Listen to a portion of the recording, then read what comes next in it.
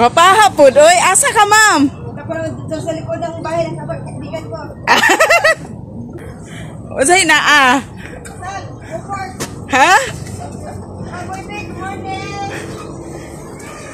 Good morning. Unsa gud na god? Unsa gud na? Mura magmaoy gikasyal noon. Morning, Don. Morning. Oh. Sama, oy. Outfit check. Outfit check. Outfit check. Guys, outfit check. Pupunta kami ngayon sa kasal. Church meet namin. Kasi Pastor Junel.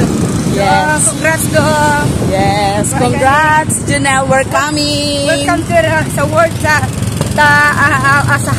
Marriage Life. Marriage Life.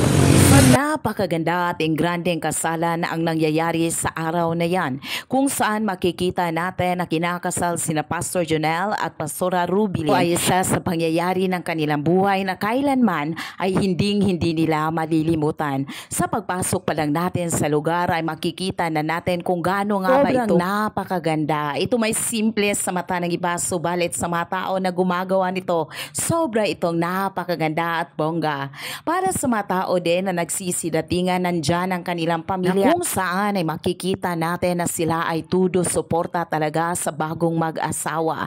Nakikita din natin na nandyan ang kanilang mga kaibigan. Hindi rin patatalo ang mga kasamahan sa simbahan, handled by Pastor Plyder Librando de la Peña, na siyang nagdadala sa kasalan. Nakikita din natin ang mga BOT na kung saan kapag magkakaproblema itong mag-asawa ay pwede silang humingi ng advices sa mga BOT na naririto. Labis din ang ating pagpapasalamat sa kanilang coordinator, handled by Pastor Francis Sumalpong Jongko. Araw na ito ay makikita natin kung gaano nga ba kasaya ang bagong kinakasal. Ito kasi ang bagong yugto at bagong chapter ng kanilang buhay, kung saan sila ay magkakasama hindi bilang magkaibigan, hindi bilang churchmate, kundi bilang mag-asawa na iniisa sa pangalan ng Ama, Anak at ng Espiritu Santo.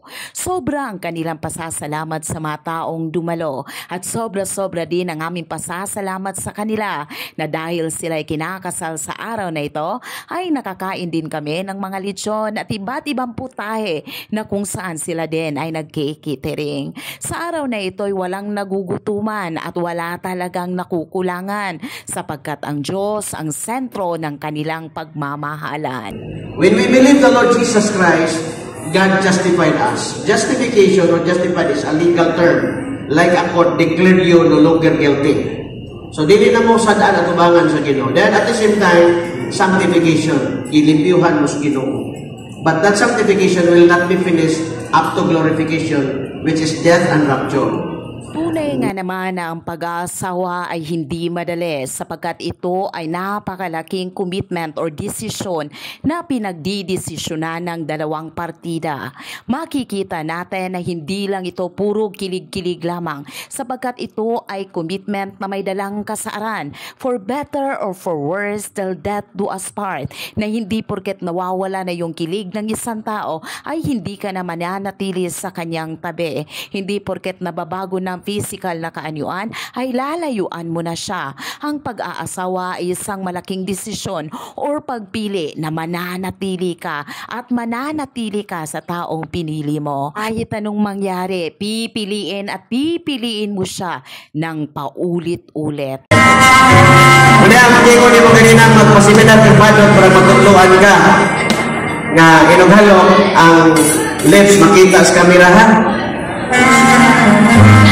Do it wonderfully, beautifully.